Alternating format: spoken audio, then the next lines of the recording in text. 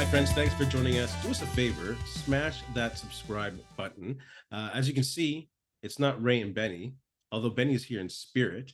But we got Jordan from the BC Lions. Talk about spirits. You got that halo around your head, brother.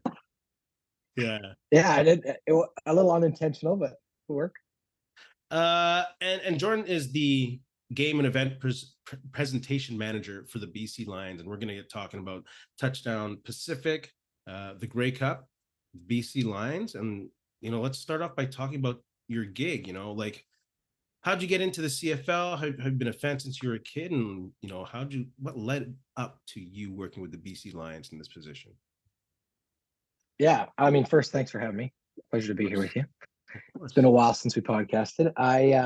It's a good question. It's a funny story because it's like there's sort of starts and stops. But when I was a kid, obviously growing up in Edmonton, summers at Commonwealth was kind of like it's what everybody did. It was the tradition, right? You went to watch CFL football because it was a cheap, affordable family entertainment, and that was what we did. My dad bought us as a family, I think, season seats 1 or 2 years, and it was one of three brothers, so we had to kind of split the games. So you'd get like two games each, and then he'd go with a buddy for one of the other games, because it was Yeah. an odd number or something like that. So I have great memories of that as a young kid watching those, and those are the Edmonton and teams with like early Ricky Ray, Jason Moss, Nealon Green, the first guy with the smoked visor, right? Beautiful. Like I can Yeah. go back in the well for that.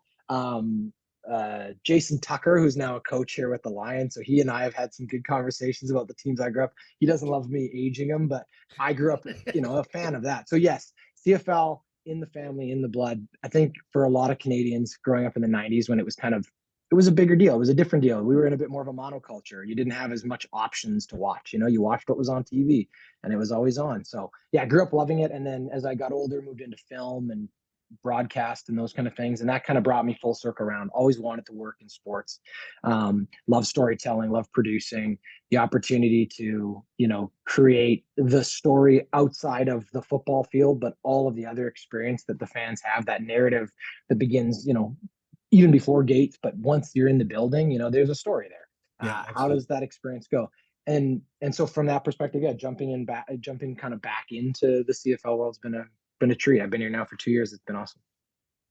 So you talk about like tradition, and going back to Edmonton, and you were there for tradition of winning. And when I grew up, I was there for the early '80s with the Bombers, and I was there for a tradition of winning, like 3 championships in the first 12 years of my life.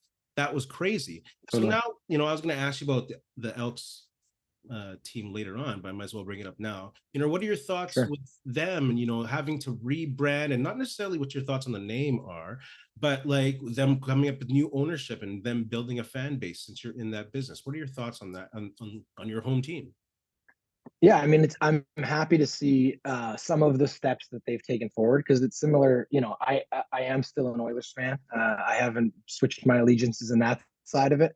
For Yeah. this side of the Rockies, I'm still an Oilers fan. So I also have suffered through, the decade of darkness in Edmonton, and the fact that the Elks have kind of gone through their own little mini couple years here of darkness, and I mean like rough times out of COVID and not winning and all of that. It's nice to just, at least from a CFL fan's perspective and as a former fan of that team, it's nice to see, I don't know, some steps in the right direction. I think they're on to something with this kid, Trey Ford. I think he's exciting for the league and exciting for the game. You can't Yeah. discount how important those kind of players have always been for the CFL.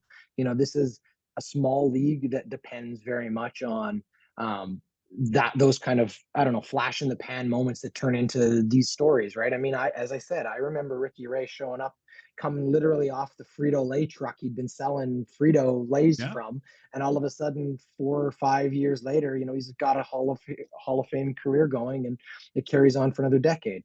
So I'm happy for them. I won't lie. I mean, obviously, we're still licking our wounds here in BC.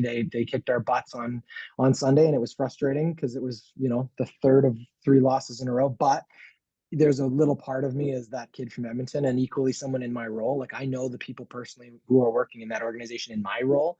And Yeah. I can only imagine what it must have finally felt like to get that home win. Cause it's hard. It's hard to do this job. As a fan, you ride high and low with your team. But when you are working side by side with these people, and they are people. At the end of the day, I know it's easy to kind of disassociate when I think you're the fan of a team. I certainly do it for the Oilers. Like, I don't know them personally. What do I care? It's how they perform on the ice. But you Yeah. have to recognize these people get up every day, they go to work, they go home to their families. It's hard, you know? So I can only imagine what it's been like there for them in Edmonton. I'm happy for them. Not at our expense, please, would be great, but that's how this business goes. So, like, what would you say with BC? Because, and let's tie it into that 50 Cent game experience and things that y'all are trying to do in BC to build that live audience. What would you say are some of the challenges? What is it the biggest challenge in growing, a stadium that's with 30,000, 40,000 consistently, or that's the effort, that's the goal. Absolutely. Yeah, I mean, the biggest piece is it goes back to what I was saying. It's about what that narrative is around the team, you know, and how do you communicate the story of this team to its fans. And we have some amazing fans who have been lifelong fans.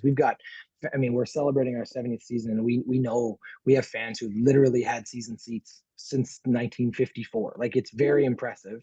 We have a great lineage, but it's different than other communities because I think Vancouver as a sports community is a very challenging market. There's so many things that we compete with. There's so many different things that people can do in the summer, and it isn't just other teams or other things. You know, it's the mountains, it's the ocean, it's great food, it's great entertainment, it's world class, all these things, right? Yeah.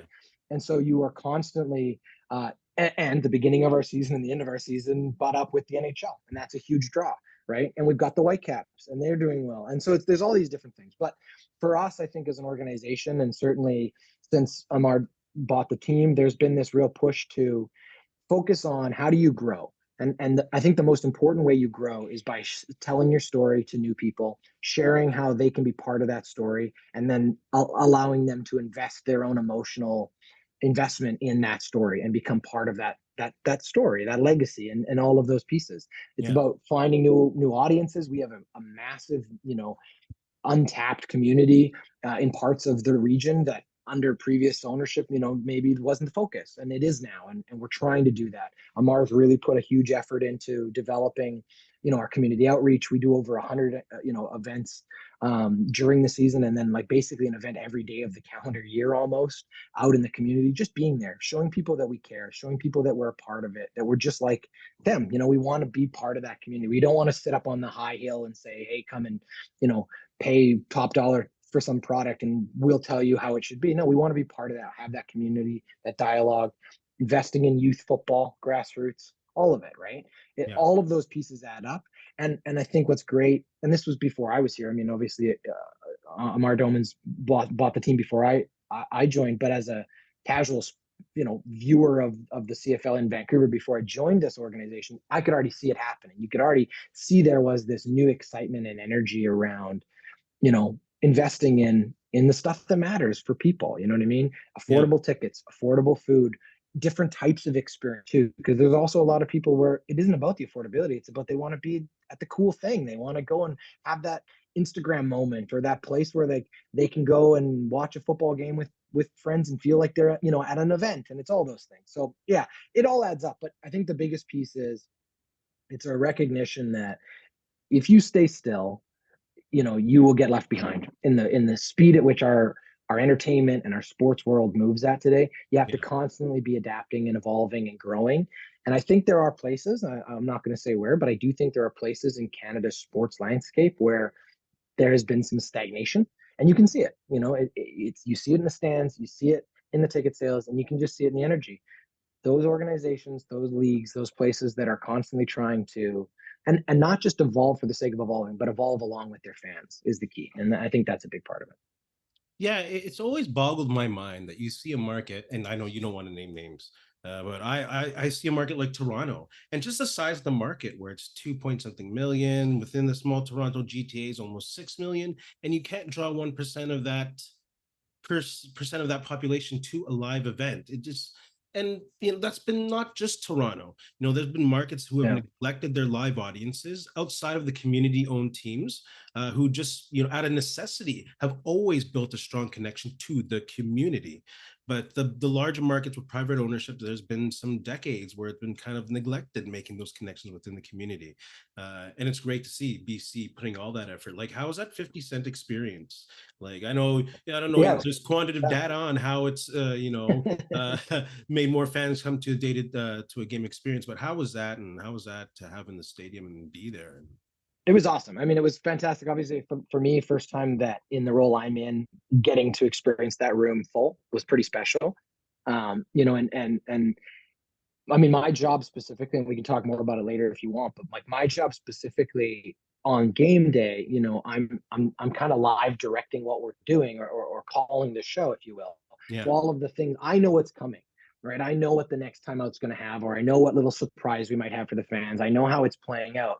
And one of my greatest joys is when you have planned something and you've worked on what that moment is going to be, and you've anticipated how you think your crowd is going to react to it, and then it actually does, is so special. And so when you increase the capacity to 50,000 people, Yeah. it's a whole different size of wave you're riding. And all of those things that we had planned, and all these little things are coming a moment before. It's no different, I think, in many ways than theater. It's like you have prepared this thing that you are presenting to this audience, right? And you think it's good, and you think you've done what they will enjoy, and until they're in the room, you don't know.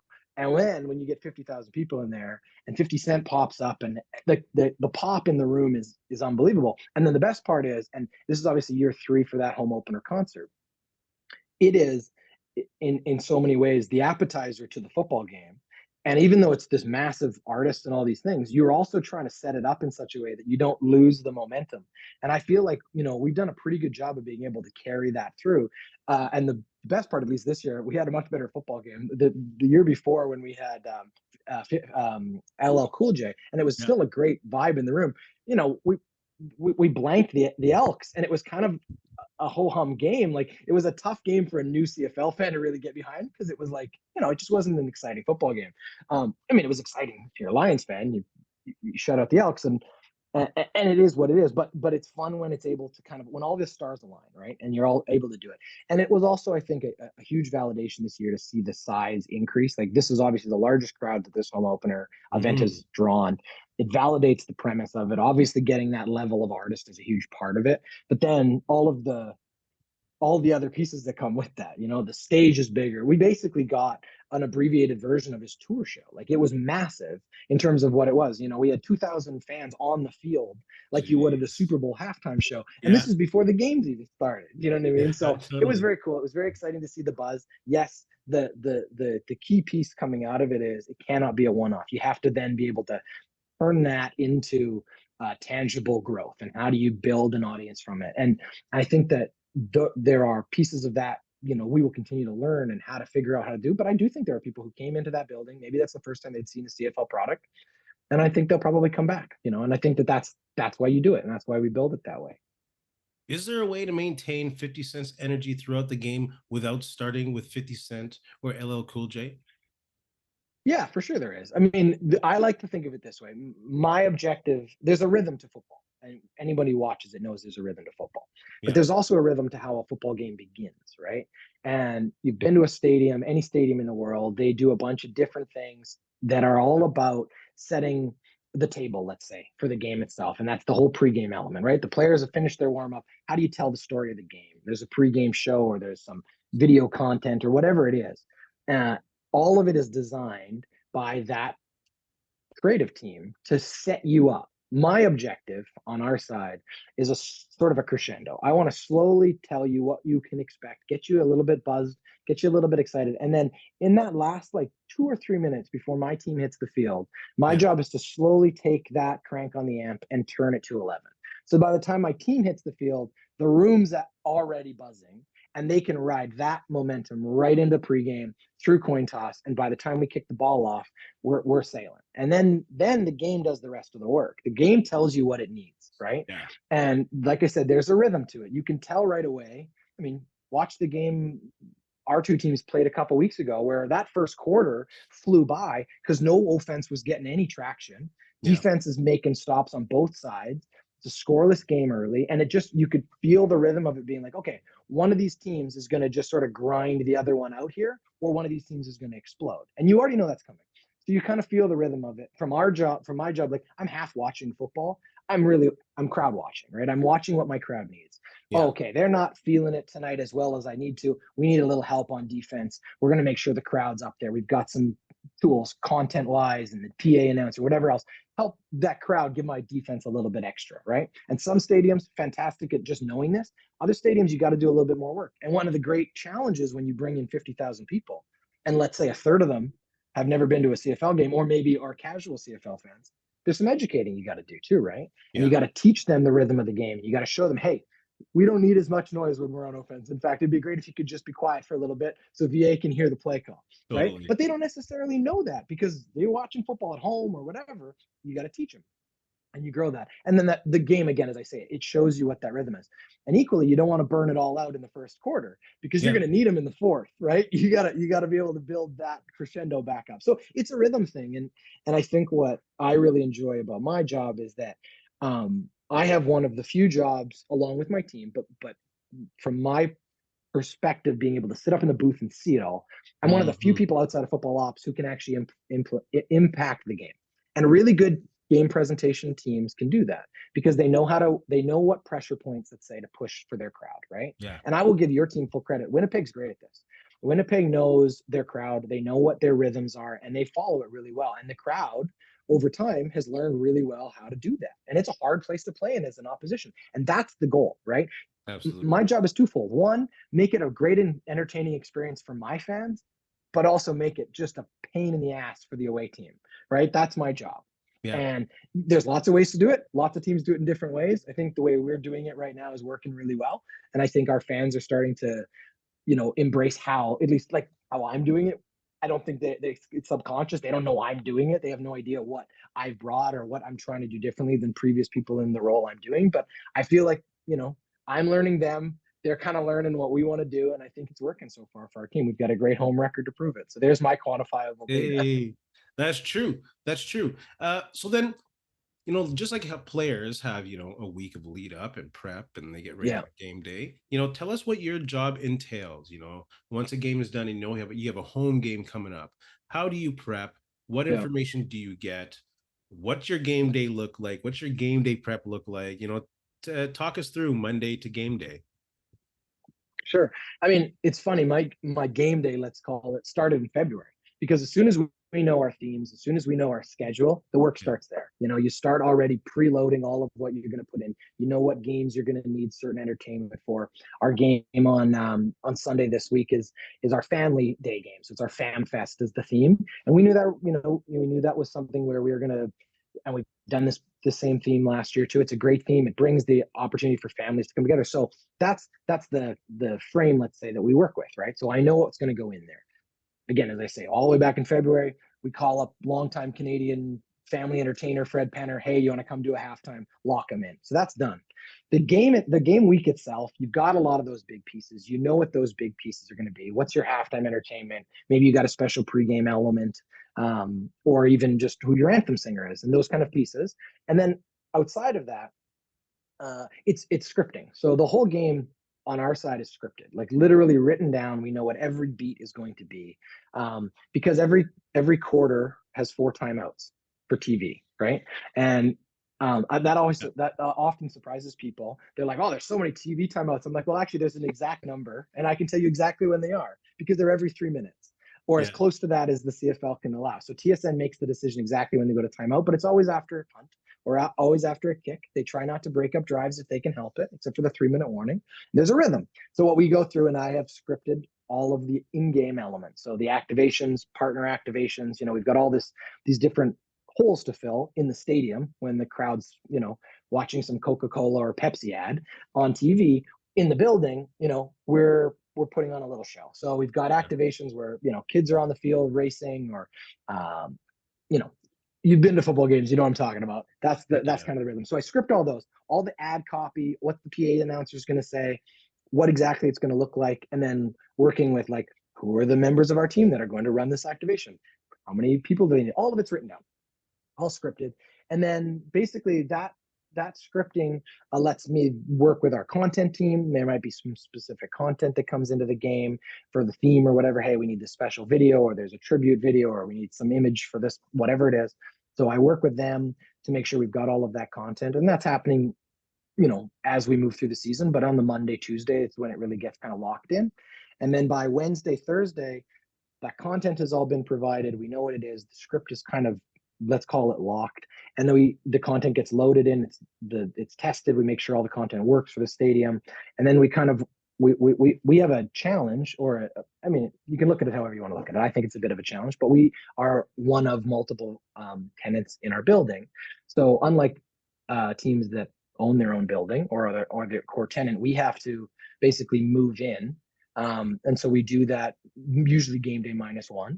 So that whether if it's a Sunday game like this, we're actually moving in Friday or Saturday, and we're putting up our pageantry, and we're making the stadium look like a Lions home game, because it looks like a Whitecaps home game when they play, and all those things. So there's a bunch of different elements that go into how that's all set up. And my team, we've got some amazing people on our team who do a lot of that work.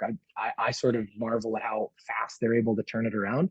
But while we're finishing those pieces, any last minute changes, all that kind of stuff gets done. And then it's game day, and game day, we put the plan into play, you know what I mean? And then you adapt just like any plan is, until you actually hit the room. You don't know what it's going to feel and look like. And some things come up, or, oh, surprise, Owen Wilson's here, and you got to get a live shot of him and fit that in somewhere into that script. It's all timed and perfectly, because every timeout too it's very rigidly timed, because you got to be in and out in timeout, so that you don't have some kid running around the field in a chicken costume when TSN comes back and expects football to play, right? Absolutely. So the rhythms of all of that are very set and scheduled, and it's all of that stuff. So has that ever happened, or anything close to that happened? Yes.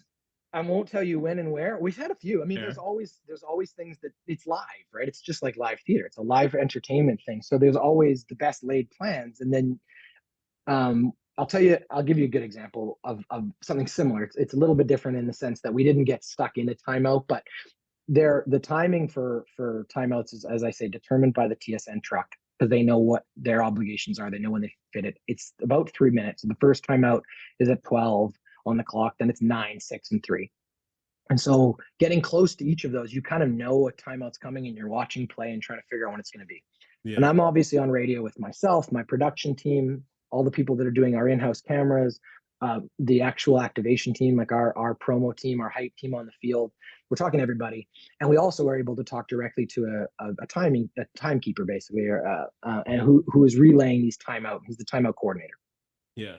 And so he goes, "Hey, after this kick, we're going to be in timeout." And you go, "Okay, great." And so the kick happens.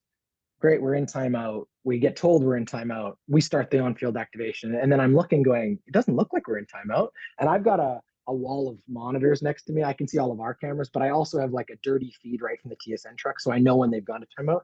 Yeah. And there's something going on, and I'm not sure what it is, but we're clearly not in timeout. And I've got people now on the field setting up this giant tic-tac-toe board, and immediately you realize you're in trouble, because they're going to let the next play happen. They're not going to go to timeout, even though they told you they were going to timeout. You're not going to timeout. So on the radio, hey, get off the field, and as fast as you can. Your team, you can see them scrambling to pull everything off, because they've got these props, and they got to get out of the way. The play's coming at them. So it's like those kind of things. They happen occasionally. Obviously, you do your best to avoid them, but it's how it works, right? So it's live. What are you allowed to tell us about Touchdown Pacific? I can tell you all kinds of fun stuff. So I've actually had the pleasure of being the team lead on this one. Touchdown Pacific, we're looking forward to it. It's going to be a really exciting event. It's going to be obviously, those familiar with the Touchdown Atlantic series kind of have an idea of what's coming. The big difference here is Touchdown Atlantic was and is, I mean, if they choose to go back, it's a CFL asset, right? So it is a CFL game. It's a neutral site game. The difference here is that we have taken this game and we own it. So it's actually a home game. So it's a BC Lions home game. We're just taking to a new venue. We're not even going to call it neutral site, because it is very much going to be a Lions home game. It'll have all the bells and whistles that we traditionally bring to our home games, all of our activations. It's going to look and feel like a Lions game. It's a home crowd as far as we're concerned, because we're not the Vancouver Lions, we're the BC Lions, and Victoria is the capital of the province, and we want to spread our love across this province, right? Yeah. what else can I tell you about it? Obviously, the biggest hurdle here, the biggest challenge with it is we're taking a 3,000 give or take baseball stadium, collegiate baseball stadium, Yeah. and we're converting it to a 14,000 seat stadium. So we were bringing in temporary stands. We're bringing in a VIP area, a party zone, just a massive increase in the capacity for the park itself. It's not currently a football field in terms of how it was lined or laid out. It has a baseball diamond in one corner. Yeah. So we're laying grass to replace the infield shale. We had to bring in goalposts. All of these things that, on a normal game day, on a normal week, I would never have to worry about because I have this beautiful venue. Yeah. Here, it's right behind me. This beautiful venue in BC Place that has all of the amenities you could possibly want, including a roof in case it rains. Don't have Fair. that cover anymore. So this has been a massive task from our team to just build out how this is going to be. We've had a fantastic partnership with the CFL, who is still supporting the game. In fact, their largest role is the building itself. So they've taken their experience and their expertise from Touchdown Atlantic. They brought that to our game itself. And then all the other little pieces. We're bringing in a custom scoreboard, video board, because the one they use for baseball will be hidden behind our giant grandstand. So bringing in a massive video board, LED sideline boards, all it's the stuff that makes the game feel like the scale it should for a full regular season CFL game. And that's exactly what it'll be. The other advantage for us is we get to do some of the fun stuff you guys get to do in Winnipeg. We never get to do because we have a roof. So, we're Yeah. bringing in the fireworks and other, tricks and stuff we just never get to play with because we have a different type of venue, being inside. Was it a challenge to get season ticket holders into that venue all combined, or had there need to be special accommodations made? Yeah, those are great questions. So first, we made this decision, cognizant of the fact that we have a very loyal and great fan base that are like season ticket holder base, I should say, that we knew we had to take care of. And one of the benefits of going to Victoria is we actually also know we have quite a lot of season ticket holders come from the island. In fact, so many that now that we've moved to these 4 o'clock starts, which have not just benefited families because you can get home in the summer, by 8 o'clock. Yeah. It's also benefited the fact that people can get on a ferry, they can come to the lower mainland. They can hop on a bus, take them right to the stadium, come to a game, and post game, they can get home the same night. They don't have to pay for a hotel. They don't have to, make a vacation out of going to a football game. And Yeah. that's been a huge thing. So that's increased our season ticket base on the island. So that's one part. The second part is knowing, as I say, we really wanted to take care of our season ticket holders. Right from day one, it was clear we're going to honor your season seat for this game, and you can either opt in, or if you choose to opt out because maybe you don't want to go to the island, or maybe you're unable to go to the island, or any of those things, we'll honor that game with a free playoff ticket. Now, we've been to the playoffs the last few years. We're confident in our team. We feel like that's the right decision to make. And it was fascinating to see how many people took us up on it because most people still wanted to come to this experience and they wanted that part of it.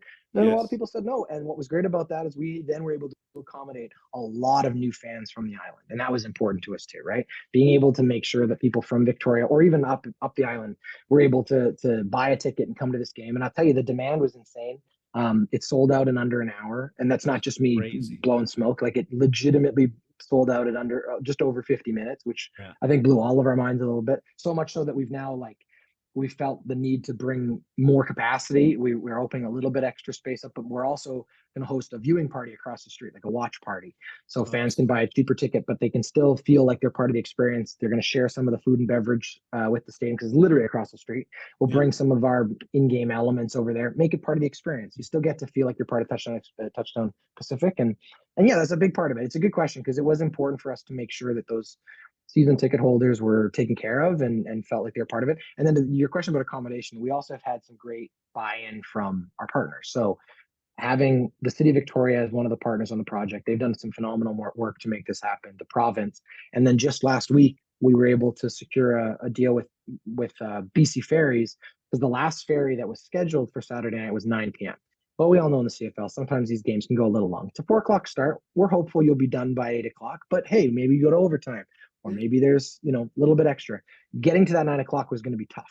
So they agreed, and we're very grateful for this. They agreed to move that 9 to a 10 o'clock sailing. And that means that there are a lot more people from the lower mainland who can come over same day and get home, which is going to be awesome. So yeah, all overall, the biggest learning for me is just how how much support and love there is for not just our team, not just the CFL, but the community part of it, right? People want to be a part of these experiences because they are doing so around people that they love and care about and the communities that they want it to experience in. Vancouver Yeah, or Victoria has bought in an incredible way. And I think this is going to be a beautiful showcase for them. We've also got a 2-day festival leading into it. So we're going to be people seeing Victoria from all across the country. And we know we've sold tickets across the country. We've that's sold awesome. tickets as far as Newfoundland. So it's Yeah, going to be awesome. It's going to be a celebration of the CFL, just like the Touchdown Atlantic games where no, we're not trying to convince Vancouver Island to get a team the way Touchdown Atlantic was trying to find a team in the Atlantic region.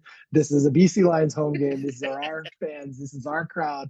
We're just trying to plant our flag a little bit deeper on the island. That's all. yeah. Any thoughts on a 10th CFL team? Like, some people have said Victoria, some people have said Quebec City with Laval in their facility, maybe upgrade that. Any thoughts? Wally Bueno says he wants to I mean, south yeah, in the States. well, I don't know about that yet. We've seen that it didn't work last time. It might work again. I will say, I think we are definitely we're in a great position as a league. You can feel the momentum, especially in some of those core markets. You mentioned Toronto, and there are some markets that there is still growth and work to be done. And I think in some of those markets, it's happening. I mean, I'm really happy too to see. And of course, winning is a huge part of it. When you have a successful team, all of your, all we didn't talk about that when we were talking about what we were trying to do here. Winning helps. Let's just Yeah, put it. Let's just be blunt, right? When you have a absolutely. winning team, it is much easier to get new fans to buy in because people want to jump on that bandwagon, and then maybe they stay on the bandwagon long enough, they're lifelong fans. But winning helps. It's hard to build new fans when, in Edmonton, I'm sure right now it's hard to find new fans. You're just trying to keep the ones you've got. That's hard. Absolutely. When you're, so what I was going to say is Montreal is a great example though of a big market who has had some ups, had some downs. They have some new ownership there. They win a Grey Cup. They have seen fantastic crowds, but they got a small building. They're in a building that needs to grow. They are challenged by some of those limitations. So I think the CFL has a lot of different ways that it can adjust and shift. To answer your question, I think it'd be great to have a 10th team. I think there are lots of markets that could benefit from it. I'm not sure we're ready for it in Victoria, but I appreciate the love that it could get. And hey, you never know. We'll take all comers. Let's put it that way. Yeah, I'm a little lukewarm to Portland. Yeah. Portland, interesting. Yeah, I do like Wally Bono's idea. Like expanding to, 5, 6 teams like they did previously was a bit too much, a bit too Yeah, ambitious. yeah. And caution to the wind, but maybe one market might be a little easier to get off the ground in a city like that. I don't know. I mean, I think there's a couple things that would be at play there, and I mean, and again, these are my opinions. Nobody else is here, but that's okay. I Absolutely. think that the schedule right now is slightly prohibitive for an American audience. I think that's a piece of it. We infringe a lot on the early season for the NFL.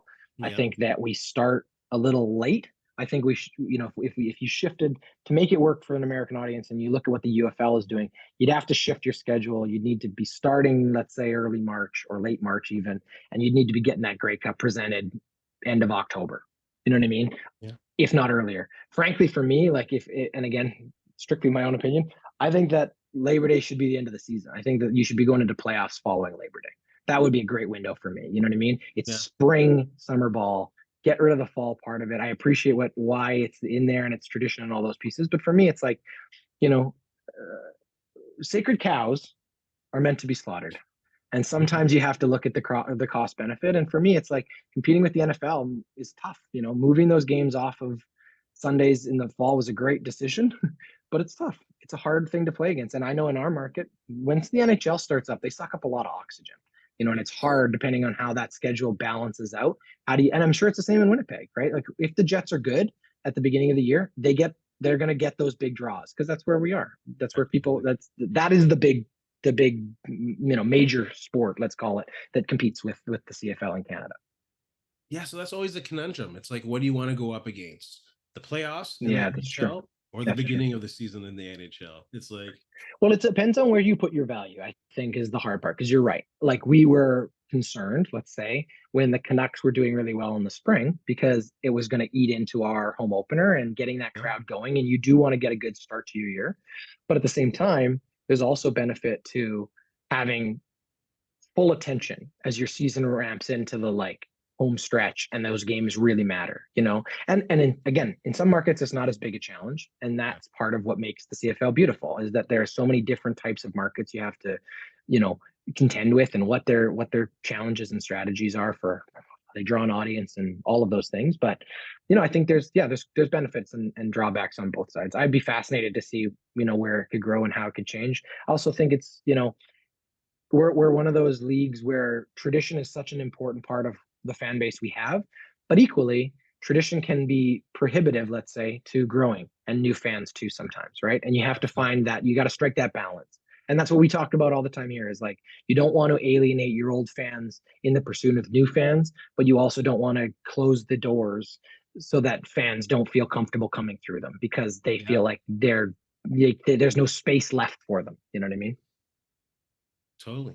Totally. I do think that either NHL battle is not a winning one, and it's the NFL audience that you have to worry about, especially with the young folks that you're trying to get attention with or for. Yeah, it just comes down to who you think your bigger competitor is, and it's different. One is TV, right? And let's not undervalue the importance of the TV market. Like, that's a huge part of what makes the CFL sustainable, is the deal with TSN and being able to have Absolutely. those games broadcast. And if you lose that because you're competing again against the juggernaut of the NFL, that's hard, right? That's really hard. Yeah. So it's a tricky one. It's funny. I had a good. I brought his name up earlier. Or a wide receivers coach Jason Tucker Yeah. was on our radio show a couple weeks back, and we host our radio show out at a couple local bars, different around the community, and on tap it's called. And it's we were having a conversation about it. I kind of asked him, this is a guy who's played in the NFL, caught passes from Troy Aikman, played in the CFL, long time coach, knows both games. And we were laughing. I think I can't now recall who it was. Somebody was holding out for Dallas Cowboys training camp. CD Lamb. Yeah, it was. It was CeeDee Lamb. And we joked about the cost of his fine, right? Per day. It was like $50,000 per day.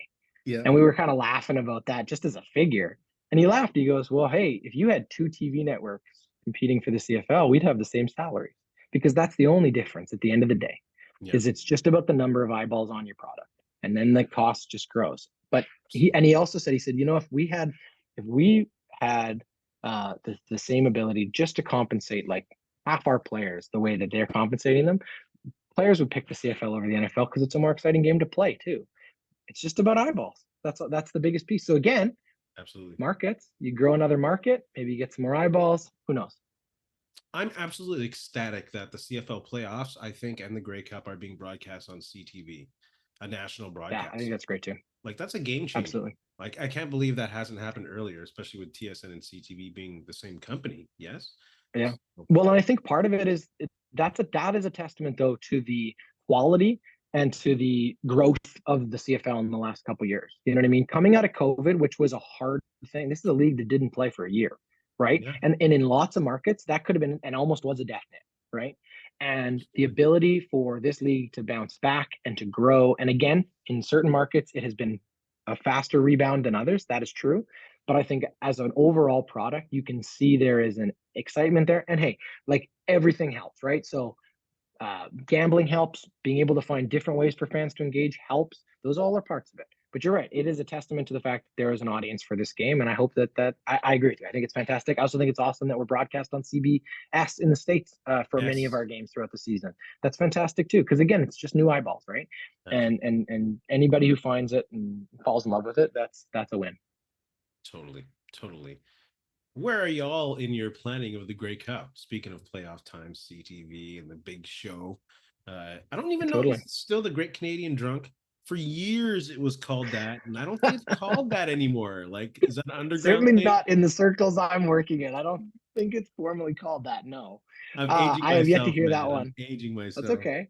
No, I mean, hey, it's the biggest party of the year. Let's put it that way. And all I can tell you is this: there has been a lot of hard work that was happening here before I even got here. So Yeah. I started over a year ago, and from the minute the bid was accepted, from the minute it was announced that BC was going to host the 111th Grey Cup in 2024, work started, and we have a fantastic Grey Cup team.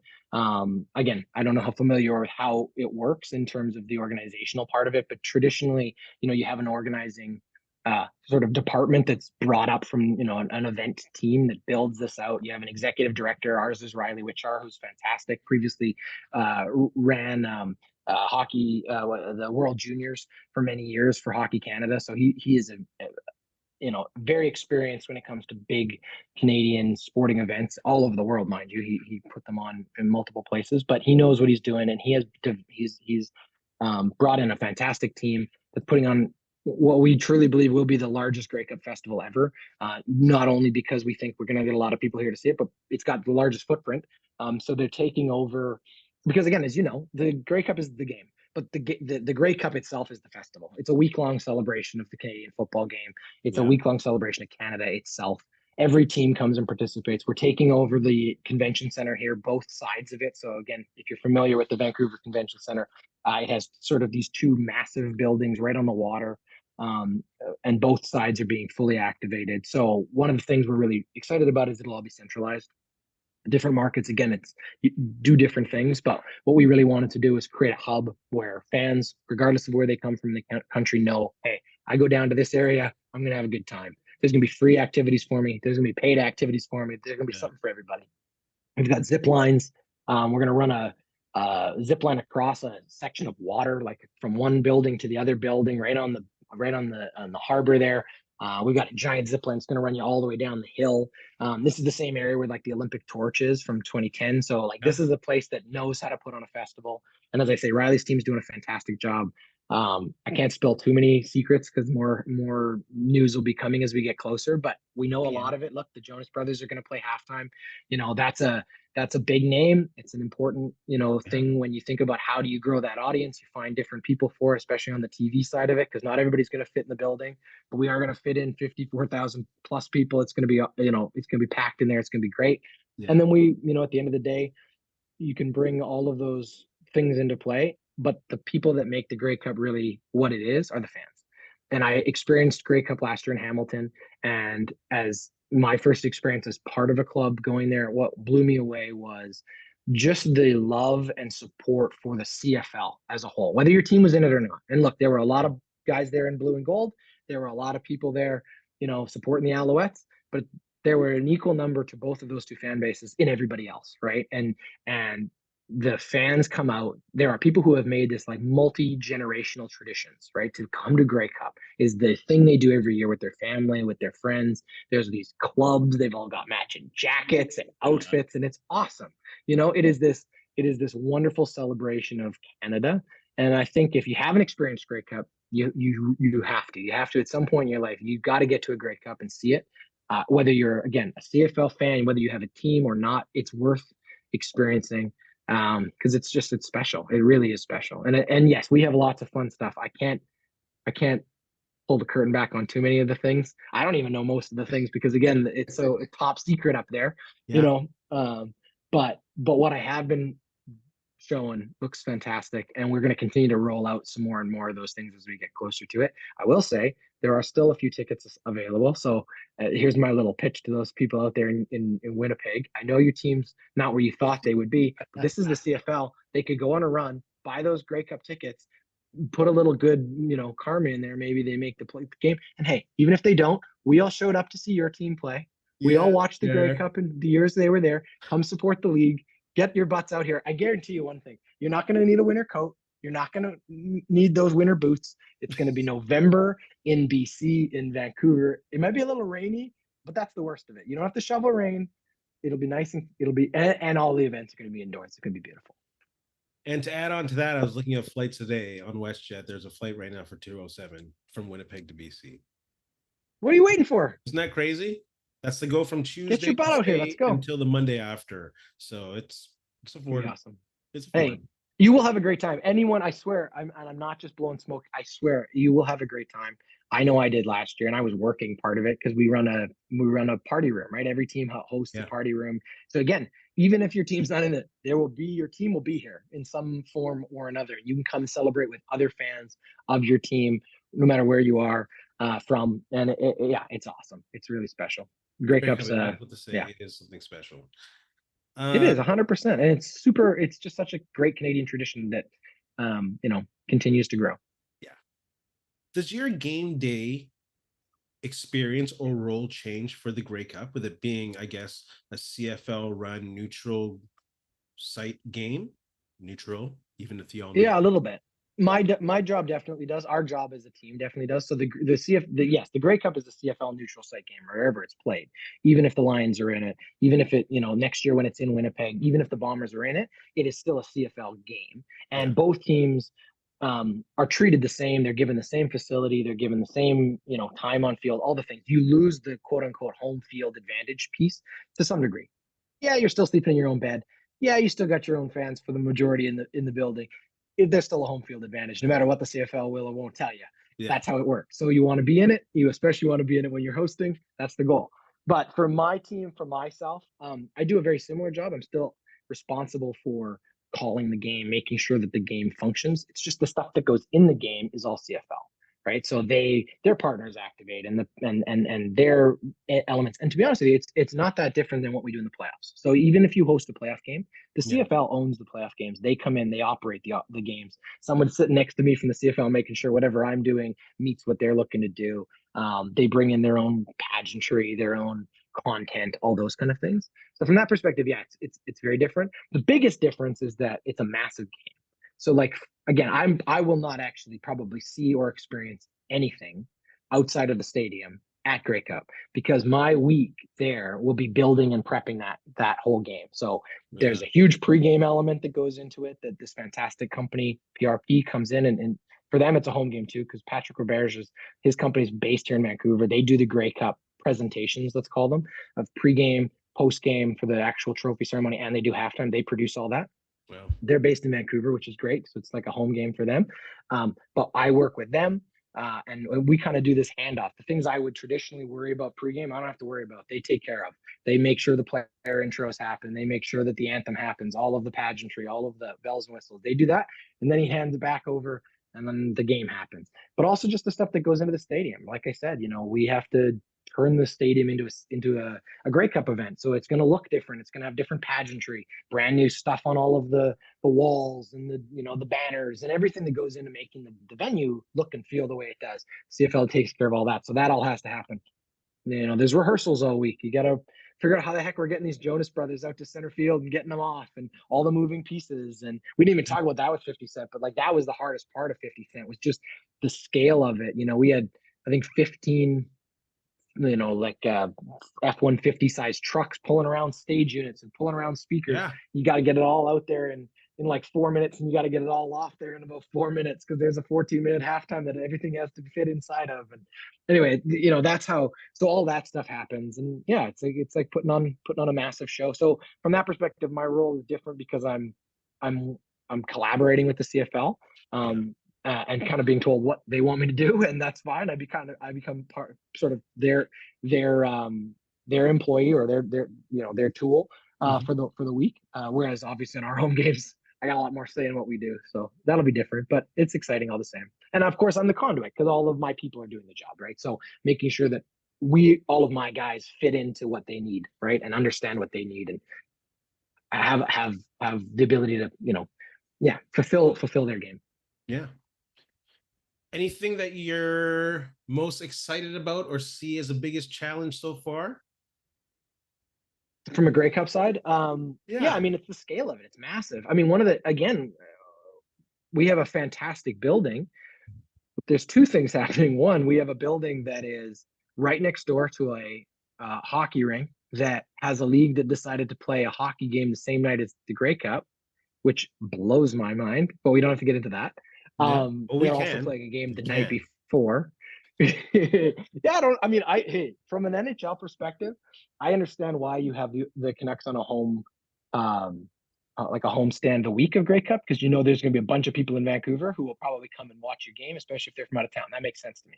Yeah. Why you would hold it the same night as Canada's biggest sporting event is either arrogance or ignorance, as far as I'm concerned, and we're going to find out. But I think so. The challenge being, we're in a small space. We have a stadium right downtown. We got buildings all around us. We don't have a bunch of extra space, let's put it that way, to like fill out with the stuff you need to put on a Grey Cup. You have to fit it into the thing. So that's been one of the you can call it a challenge, but it's part of how you make this work is the Tetris of it. How do you fit all these things in? You get in the big TSN show, right? You got multiple trucks, you got all the cameras, you got Skycam, you got all of it. So all of that has to fit into that building. Again, the CFL takes care of that. It's been fantastic. We collaborate with them. We want to work with them. And then the other part is, and this is, just the truth of it, FIFA's coming into our building and we've already started renovation. So there's also just the reality of we're in this constant evolution of, sometimes a construction project doesn't get done when they say it might get done, and it goes a little over, and the room you thought you might have access to is not there anymore. So that's going to be a challenge for us for the next couple of years, until FIFA's come and gone in 2026. But the pain will be worth it in the long run, right? We'll get some renovations out of it and all those kind of things. So yeah, I think those are the biggest challenges, just navigating those things. But the CFL and their events team do a fantastic job of they know what they're doing, they know how to do it, they bring in the right people to do it, and then whoever the host team is, our job is to support them as best we can. And they're seeing way too much of me because I'm working with them on Touchdown Pacific too. So this year they got BC Lions double dipping, so it'll be good. Do you get your hands dirty in the FIFA stuff? Not for FIFA, no. That's a different beast altogether. I'll be busy with our own schedule because we're going to be playing football at the same time. Like that's the question mark is how that's good. We know we're hosting a certain number of games. We won't be in the building for a certain period of time. The only advantage for football is you could go on a 3-game road trip and pop a couple bye weeks in there, but the schedule coming out of that might be a bit heavy. So, and even this year, I mean, I haven't had a home game since July 13th. You know what I mean? Like my next home game this weekend, we've been off for like a month and a half, which has been great. Don't get me wrong. We're prepping TDP, and Touchdown Pacific needed all the help to get it up. That's how this works. Yeah. But it is a weird schedule. We were kind of joking in one of our team meetings today. It was kind of like, you guys all remember how to do this? Because we haven't done it in a while. It feels like the first game of the year again. Absolutely. You got to get the rust Absolutely. off. So and we're looking forward to it. Your Bombers will be in town. So I know. I'm very excited. I can't wait. So with the grass for FIFA, is that gonna stay for the BC Lions? Or is they're just gonna No, that'll be temporary. Yeah. Right. It's too hard a venue, I think, to put in permanent grass because you just don't have natural daylight, and the cost to bring in those like UV lights that like Tottenham have and stuff is just not something that, we don't want to pay for it. I don't think the Whitecaps want to pay for it. BC Place certainly doesn't want to pay for it. So it's one of those things where no, it's definitely not going to happen. They actually had natural grass in there 2 weeks ago when Wrexham was here. They laid it down and it looked like it worked really well. They certainly didn't have any kind of playing condition issues. So there's clearly a way to do it in a temporary way. So we'll see how exactly they operate it. But no, we'll be back on our regular turf, and we've got some great turf. We're quite happy with the turf at BC Place. That's not the issue. Yeah. So let's talk about the BC Lions then. We don't have to delve All too right. deep, but y'all are on a bit of a losing streak right now. Y'all just lost to the 2 worst teams in the West. Any concerns? Yeah, one of them being your team, you mean? Yes. No, there's no concerns. I think the CFL is one of the great things about the CFL is you're never too far ahead and you're never too far behind. You know what I mean? This is a league of 9 teams. It's in the West right now. There are plausible scenarios where the Edmonton Elks make the playoffs. And that is just the reality of this league. And that's what's exciting about it. It's what I say all the time to casual fans. It's like, hey, don't turn it off too early and don't check out too early in the year because you never know what's coming. I've been, what I'm talking about. Those games that look out of reach and all of a sudden they're not out of reach. The season's the same thing. Yes, obviously, there's always frustration. You work for a professional sports organization that, your success is based on wins and losses. So the losses hurt, right? And they are frustrating and they're hard. And you have to, I think it's easier on our side of the office, let's put it, to kind of, move on to the next one. Football ops has a lot harder time doing that because it's their livelihoods. These guys are out there in the league that, it's a short time you get to play this game. Let's put it that way. And when the window's there, you want to take advantage of it. But no, we don't get too high. We don't get too low. As a fan of the BC Lions, is it hard to watch them lose 3 in a row? Yes, it's frustrating. Certainly some of the ways they've lost was frustrating as a fan because it's like you have no business losing to Winnipeg the way you lost to Winnipeg. That's a game you should have at least been in. And then it just wasn't there. And as I said, when we talked about it earlier, I mean, that was a grind out kind of game. And it was tough on our side. So I do the game day part. I also, my department also, we do all of our events, and we host every year a season ticket viewing party. That happened to be the game that we had our season ticket viewing party at our facility. We had, Shoot. almost 700, 600, 900 fans. I don't even know how many. It was almost 1,000 people out on our practice field, lawn chairs, picnic blankets, watching this on a big screen, burgers and popcorn. Everyone's having a great time, and then womp womp, right? So, but what I will tell you is the fans went home having had a great time with people that love the same thing they love, and they had a good time. Yeah. They all asked us one simple question: could you pick a different opponent next year? We said, sure, we'll work on it. You know what I mean? It's scheduling is what it is, but that's how it works, right? And again, any team in this league can win or lose to any team in this league, and that's what makes the CFL fantastic. And look, I will say, from someone who has watched my team lose to the Bombers in the Western Final in the last 2 seasons, not something we are overly concerned about, the record so far for the Bombers. It's nice to see, the that familiar foe struggle always, Yeah. but we're also not going to get ahead of ourselves and start beating our chest and say we're the best in the West, because the reality is anybody can be. Saskatchewan's right there. Saskatchewan's had a great bounce back. We know it's going to be a fight right to the end, but our objective is the same. We want to host the West Final, and we want to host the Grey Cup. And that's what we want to do. We're still in a position to do that. Again, the sky is not falling. We've lost 3 in a row, and we're in second place in the West. That's the reality of it, right? You go on a 5-game win streak, you lose a couple, that's how Yeah. it goes. We win a couple more here in August, and we'll be in good shape. What I will tell you this: we have not lost at home. I take a little bit of pride in that. That's We are strong. that's the only part I can contribute to. Yeah. The other Yeah. part I could just sit on the couch and watch and, scream at the TV. At least at a home game, I can dial up that fader like we talked about. To Try to get 11. that crowd up to 11 when we need it. And it will be a different experience, I guarantee you, for the Bombers coming in here, than it was for them a couple weeks ago with their home cooking, because I know Bomber fans in that building are loud. Yeah. Lions fans are going to be loud too. Hey, we're opening the upper deck. It's going to be great. So, Oh, that's gonna be and crazy. look, one of the best games of the year last year was that final game between those two teams last year. And yes, we lost in overtime, but it was a fantastic football game. There's nothing you can take away That from that was part of it. It insane. made the difference, but it was a great That game, was right? So insane. And there was that long bomb at the end of the game. I can't remember which was it, Hollins, who caught that ball and yeah. probably should have ran to the end zone. Oh no, that was Dominic Rhymes.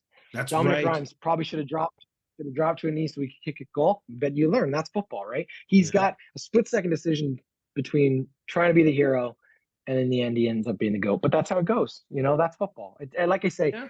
so many things have to go right for you to succeed, and one or two things can go wrong for you to fail. That's how sports is, right? And that's the Absolutely. hard part about it. That's the Like, hard part about it. Like, it just, how as yeah, an them's athlete the do you breaks. turn that off? Like you see the end zone, you're gonna go for the end zone. You can't Exactly. just be like, should I go? No, No, exactly. you go. Exactly. No, 100%. And I think, again, being a little bit on the inside, you can also see just how hard these guys work. And that's not just this team. I know every team in this league works really, really hard.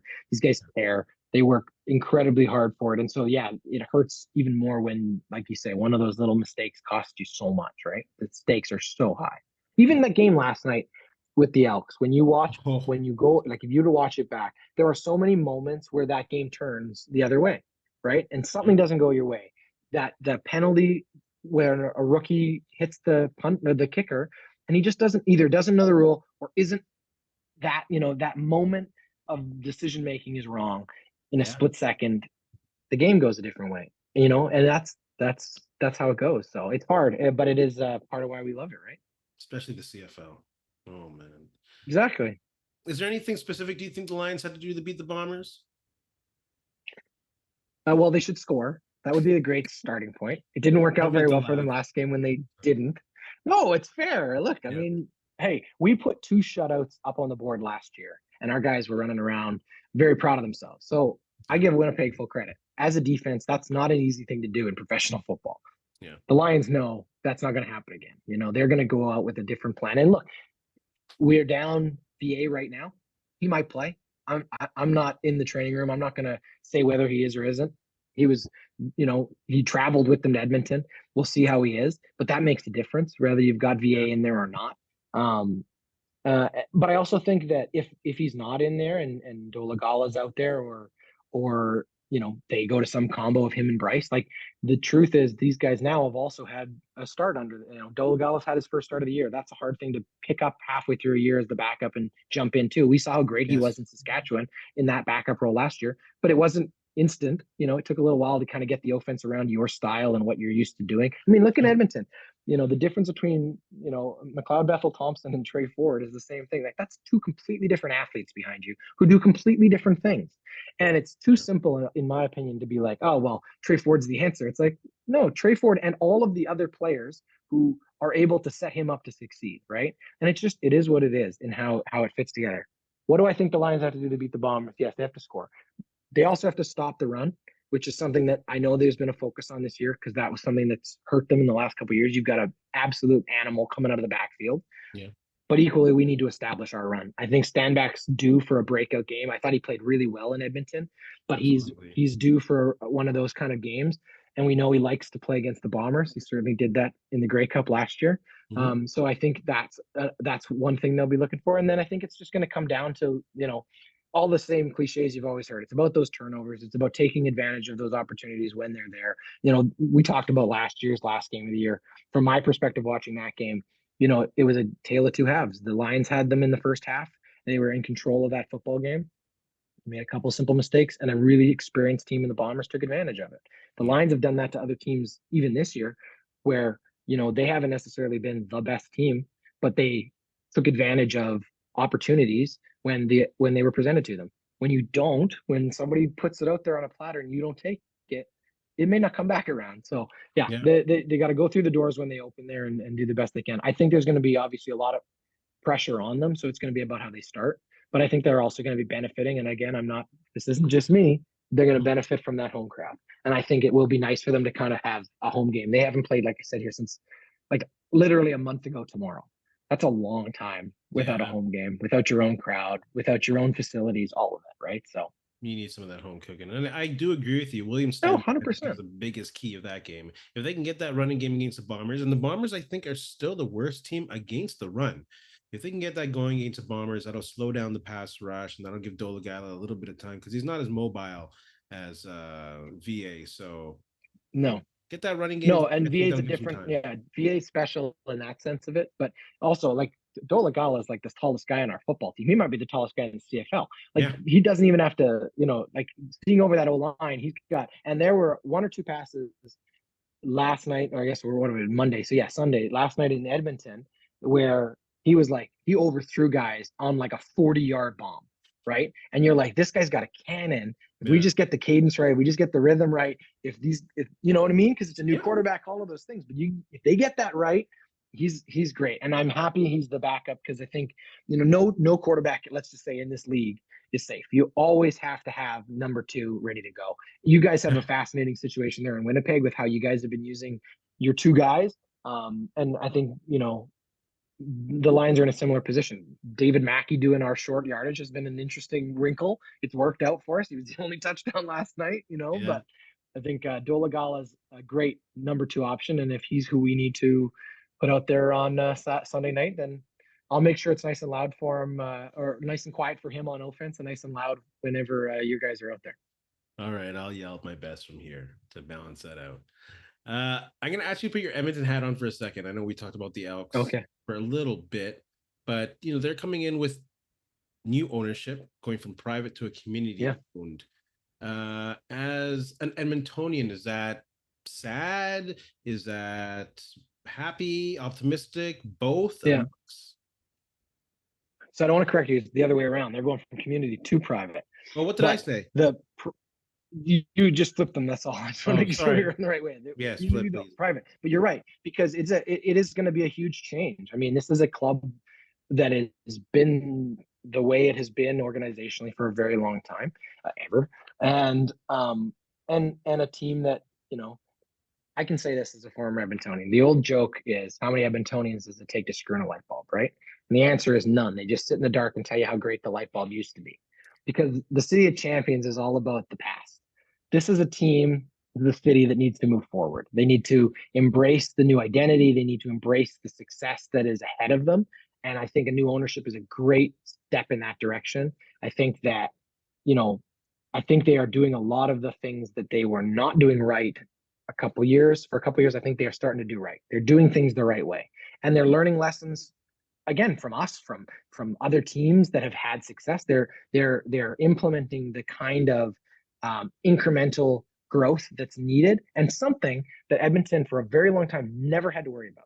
Right? They never worried about their fan base because Yeah. they had it, and over time they got into some habits, let's say, like any organization does, based on what was working.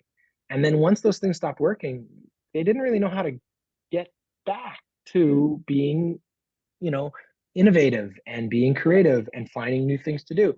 I think they're doing that. I think that what they're doing in their game presentation in the building is fresh and new and getting fans excited. And that was a hard gig to do, because how do you keep your fans excited when you can't win a football game? But they're doing good things now.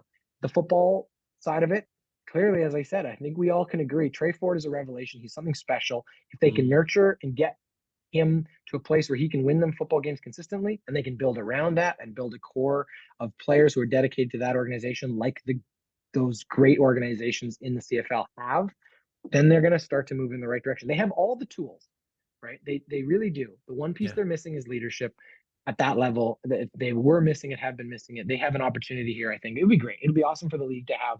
And I mean, speaking from experience, just that little like wind at your back you get from an owner that cares and genuinely has the team's best interests at heart, and isn't there because, hey, it's a great place to put his money or whatever. That is a huge thing, and it Yeah. matters because, it gives you a foundation, and once you have that foundation you can build on it. I think it'll be good for Edmonton. It'll be a good change for sure. I got to go to a game at Commonwealth for the first time this season, and it was a great mix of old school, because of that building just has old school charm. Like you see Absolutely. in Oh that yeah. concourse, it smells like an old building. Like you can still smell the cigarette smoke in the cement from the From all those 60s and years. 70s. Absolutely. So there's that charm. And at the same time, there's this great football environment that you can see the possibilities of it being back again. Like there is a little less than 20,000, but if they got to the 30, Yeah. 35,000, that would be a great stadium to be in again. It'll be rocking, and you combine the old Yeah. school with the future of the team. So Well, yeah, and they have a similar challenge that we do in the fact that they have a venue that right now is too big for them. You know what I mean? And yeah, the hard part of that is you get caught in this position where you're trying to chase an environment that isn't really attainable with the numbers you're turning out. And I think they made a great decision this year to close the upper bowl. It's the yeah, same decision we've made. And no surprise that Rick Wallisher, there as the president, making that decision, saw the success here in BC from all of his time here, knows what works. yeah. And I think it was hard for some fans to, especially those fans who've been there a long time, maybe with seats up there for a long time, to accept. But the truth is, at the end of the day, you want to create the best possible atmosphere for the fans in the building, for the players on the field, and just the overall experience. You do that. That's step one. You create a good atmosphere. You create a good energy. It snowballs, like we talked about. You grow an audience by building narrative, by building a story that they can buy into. And they're going to Mhm. do that by meeting new people, being shoulder to shoulder with a full role instead of 10 seats between people like it was up top. You know what I mean? And just bring the energy there. And then, hey, you get to reward yourself like we have started to here when you are able to see the growth and you get those big games. And it isn't just bringing in 50 Cent or LL Cool J, because we have opened the upper bowl multiple times. Yeah, And we did it, many times last year too. That is the indication of the progression of what that is. And I think for them, I think they're going to see the benefits of it over time. But you're right, that building's got so much legacy and so much history in it, and so does that club. And that's the other hard part, right? Like, that's a team that's celebrating, what, 75 years. yeah, Mixed narrative in the last couple years. The name change is a huge thing for a fan base to fully embrace, and that's the truth of it. Between you and me, I think it was the right decision. I think it was overdue, mhm, but it doesn't mean it's easy, because like all sports, at the end of the day, what is sports? It's a community experience, right? We invest a lot of emotional energy in these teams. We buy into it. We buy the merch. We buy the carve flags or whatever else. You pimp out your basement man cave or whatever you want to call it in Yeah. the colors of the team you cheer for. You make it, you make the investment in that club because you're part of the community that supports it. Whether you are in the world, I'm an Oilers fan. I live in Vancouver.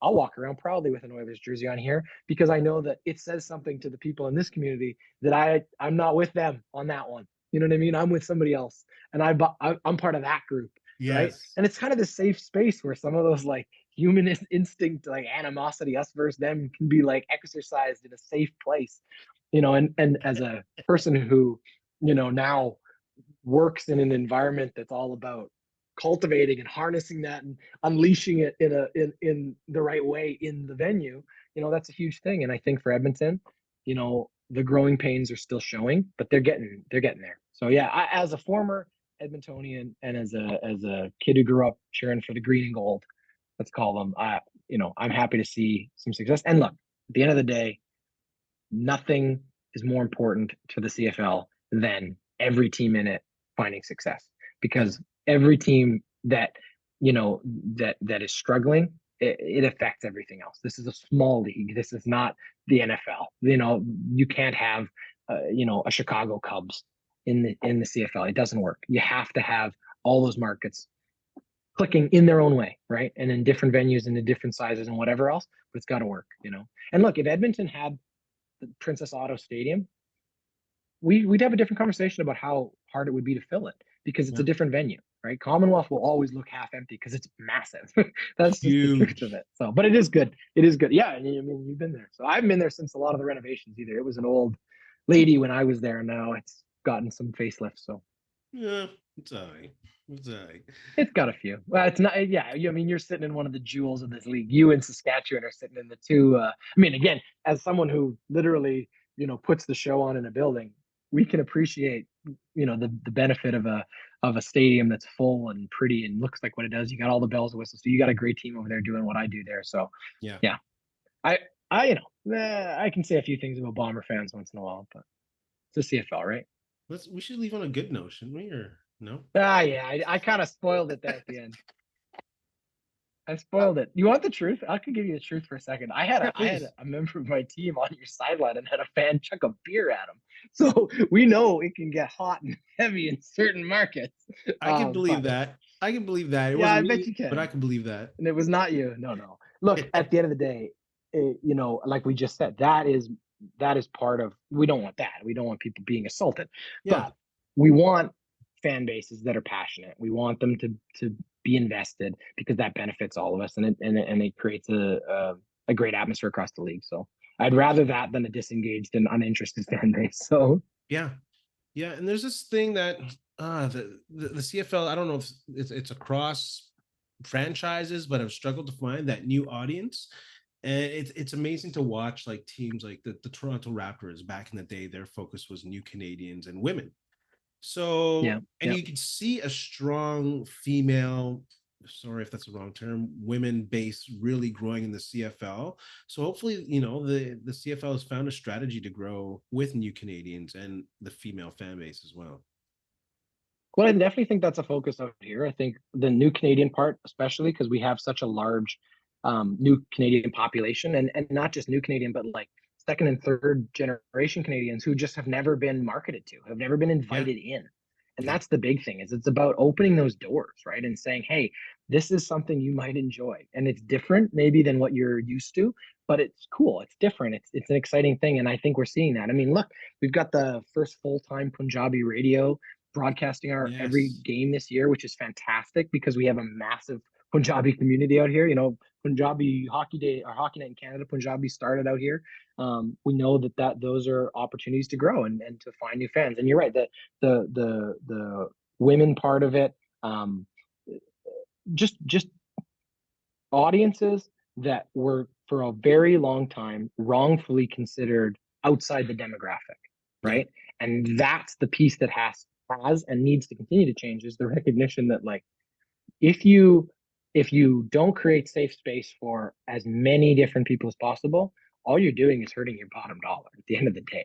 Like, Totally. you can have all the conversations you want about woke and doing all these things and all these hot button political terms people want to chuck around. But at the end of the day, all I care about is, do you want to come in and experience something that we think is really cool?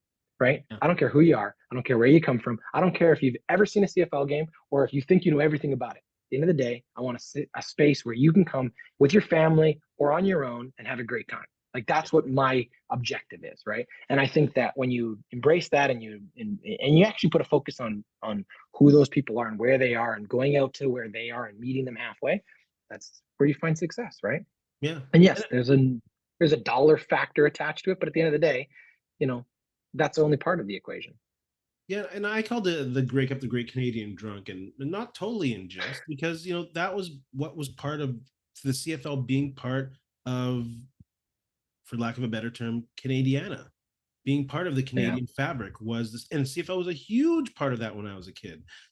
Grey Cup was a totally. national thing that was covered on the news, on the daily, not just on sports channels. Back in those days, you didn't even have a TSN. That's how old I am. But any which way. Yeah, it was monoculture. It was all you had. You watched the CBC, and that's where it was. And Oh you could my barely see the goodness. numbers on the field.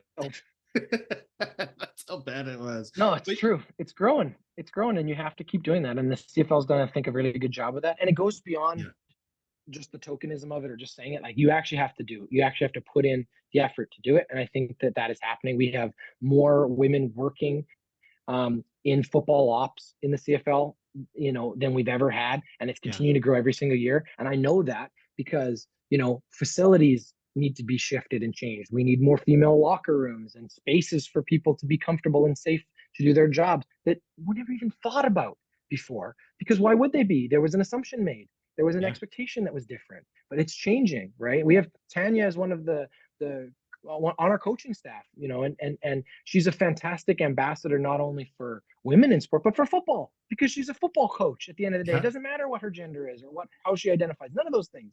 But we're also always looking for those things. I only say that because Tanya's also hosting a women's flag clinic for us Nice. this week, and again, opportunities to grow. We know that more women are interested in playing the game, not just watching it. We want to Yeah. find opportunities for them to be part of that too, and people from all over the country. There's this thing that I know they used to do in Edmonton because they did it growing up. We do it here. We call it Football 101. And it's like an introductory course for people who want to learn about the game and be able to experience the game, right? And you come in, you do a classroom session. In our case, you're lucky enough to be able to do it with BC football Wall of Famer Jamie Terrace, right, two-time Grey Cup Sweet. champion, Yeah. and he hosts it, and he teaches you football basically, literally the 101s of it. If you've never seen a CFL game, what's it? How we break it all down. In the Yeah. old days, that was only for women. That was the only introduction. Was like, come drink some wine. I think in Edmonton at one point, and I don't want to. I mean, I might be slightly I might not get the exact quoting right, but it used to be like footballs and heels was like the kind of branding around it. It was brutal in how it was marketed, right? Yeah. But now that's not like football 101 for us is open to everybody. And we want to invite everybody to come and learn this game. And again, as many different ways as you can open the door, that's where you're going to find that success, right? You have Absolutely. to create a space, as I say, but you got to welcome them in too. You can't expect them to just walk through on their own because they've got 1,000 other reasons not to. You Yeah. got to find them reasons to come in, Especially in a game and driven then league. hopefully you keep them. Well, yeah, it's the same thing as theater, same as any live events, That's pretty right. much, other than the NHL, Absolutely. is just getting those people Absolutely. out of their homes and Well, and the challenge the NHL has is the reverse, which is that their doors aren't open because they don't have space to accommodate everybody or have made a decision not to be able to do so because of how they're priced, right? We have the oh luxury, and I think of it that way as being a family affordable like sport, yeah, and let's hope that never changes, right? Being able to get kids, and we have a great program here called the Quarterback Club, where the kid is the season ticket holder and their parents are the add-ons. So that's the kid awesome. gets to wear like the lanyard that says they're a season ticket holder. The account is in the kid's name, and Heck then you're yeah, building that relationship that they're going to carry forward, right? As they get yeah, older, maybe they stay on as season ticket holders. A lot of them do. We've got adults who are bringing their kids who are, would have been part of the same kind of program. So yeah, opening amazing. the door as many different ways you can, bringing people in, trying to diversify the way in which we present the game, Yeah, as many different yeah, get as many different touch points as you can. And that goes back to what I do in game too, right? Like it's the same thing. We want to have something in the game for everybody, right? And some of the stuff works for some people, some of it doesn't. We know that. And some Yeah. people, look, I get post-game surveys after every game. I can tell you, there's you will never make everyone happy, right? Yeah. And there will always be something for someone to complain about. You can give them, something for free, and they'll tell you it's too cold or whatever. Like it's Yeah. just how it goes, right? There's no way But you can make at the end of everyone the happy. day, no, and that's not the objective. The objective is to find an opportunity to just invite as many people in as you can. Yeah. Well, brother, I can't thank you enough for joining me here this evening, talking about Touchdown Pacific, which I can't wait for. Break Up, which I'm slowly working my way to getting there. And talking about your wicked job. I'm so happy for you and the job that you're excelling in and you're happy with. So thank you for joining us. Appreciate that. No, a pleasure. Thank you for having me. Don't wait too long on those Grey Cup tickets because they are going fast. I don't want you to miss out. So don't Yeah. wait for the Bombers to catch up. It ain't gonna happen. You want to come out here no matter what. All right. You have to And we'll get have the some gear. fun. Hey, You have to get the well, gear twisted in, eh? of You had to course. get a little gear twisted in. I got you guys coming in the house here on Sunday, so we're looking forward to hosting them. But we're gonna send them home. Um, the blue part is what we're working for. We're gonna send them home a little bit disappointed. That's our job. That's Yeah, my yeah. job. At the end of the day, I got to do That's my fair. job. That's fair. I'm just gonna lay low in the weeds here. Still enjoying that shutout that doesn't happen in the CFL. Hopefully, some of that will bleed into the next game. But I'll That's the just other thing. You guys haven't played in a week. We played and we lost again, so we got a little extra, piss and vinegar in the oh tank. I yeah, think here you're gonna be coming up against a team that's pretty hungry, and we'll see how it goes. It should look at the end of the day for me. I just want a good football game. I want yeah. us to win, obviously, but like the first step for me is a good football game because it makes my job a heck of a lot easier. Well, you know what? I'd be pissed too if I lost to the two last place teams in the division. So I get it. I get it. Consecutively. Just I saying. think you haven't you, at one point here this year? No, you've been home and losing all the good teams. You are one of the worst teams. There we go. All right, I'm done. I'm done. I We've always swear. been I'm in done. last. We've always been in last, so there's no one lower to beat. We're just punching up now. Before I let you go, though, like every guest we have, you got to do some quick shots with this quick questions. First answer that comes to mind, don't worry, it's all family friendly, nothing dirty. Ready? Good. How will the Oilers do this Yeah. season? They will win the Stanley Cup. If you were in, You said quick, didn't you? yep, and that's a great answer. If you were in a back alley okay. fight, which Oiler, current or past, would you want to have your back? Oh, well, if it's past, it's George the Rock. If I can go back, I mean, there's nobody I'd want to have my back more than Big George. Are you kidding me? I Very mean, good. maybe Dave Semenko, but I don't know. I still take George the Rock, I think. And we got some love for Dave Semenko in Winnipeg. We get those Smythe Division loves. So yeah, George LaRock is tough That's to beat. right. Favorite halftime show that you've seen? Well, I mean, I've only ever seen Green Day live. That was last year at Hamilton. It was pretty great to see it live. But for my favorite all time, I'll go to the Super Bowl. For me, it's the Boss, Bruce Springsteen. That was the greatest halftime show I've ever seen for a Super Bowl. Pretty damn good. Mine was Prince. Clarence Clemens up there is awesome. Prince is really good. In the Rain, what a good show. While singing Purple Rain. What? Perfect. Couldn't have planned it. Couldn't have planned it. Favorite Lions player, current or past? Ooh, that's hard. I don't know if I can go past. I'll go with a current guy. I'll go with, you know what? I'm going to go with VA. And I'm going to go with VA for two reasons. One, I love an underdog, and he's been an underdog his whole career. And Yeah. seeing him succeed right now is so exciting. And I've met him. I've spent time with him. He's a fantastic person. He is exactly what you think he is. And this is an uber competitor. This is not going fast at all. I'm going way too long, but I want to just sing his praises for a second. And continues to be underappreciated in this league. It is a travesty that he has not got the love he deserves across this country, but he is going to get it this year. Benny loves him. Benny loves him. If he's going to build an offense, he said the first CFL player he's going to pick is VA. Favorite Elks player, current or past? Oh, past, it's Gizmo Williams. Nice. I grew up when Gizmo was doing the backflips. Like for me, he was the coolest thing on turf. He's still a fan favorite. He just showed up in Edmonton a few weeks ago or something like that, and he'll forever be a fan favorite. Absolutely. And last question, favorite stadium experience? I mean, I can't say my own, can I? No. That's a bit. I can't say at home here. I will tell you, there have been some nights in this building that were pretty special. Here's what I will say. Yeah. I love the new building in Edmonton. I think what the Oilers have there is really, really awesome. They do some amazing things with it. But no, BC Place for sure. Fair. And when we turn the lights out in the fall and it becomes an Oh, arena show, nobody yeah. in the CFL can do what we can do because we're an indoor venue and it's beautiful. Yeah. I literally look forward all year to that first 7 o'clock game in the fall where just before player intros, we go to black and it's a theater and we're putting on a show and it is Yeah. beautiful. BC Place, not a question. You got to come see it in the fall. Okay. It's fantastic. Okay. Okay. All right. I'll try and make my way there. Man, I got to make my way to BC. Again, thank you so much for joining us. I can't thank you enough. You're the best, dude. Appreciate it. And hey, love the show, guys. Keep it up. I apologize. It's been a bit of a tough year for you so far, but I'm really not that sorry. Like you said, it can turn around really quickly. So we'll see what's going on in a few months. But we got you That's this, right. So CFL. man. All right. Well, from the famous words of LeVar Burton, we'll see y'all next time. Hey, friends and neighbors, don't forget to check us out online on Facebook, TikTok, Instagram, and Twitter at Ray Denny Sports. And don't forget to check out our YouTube channel. Leave a like, leave a comment, tell us what you think.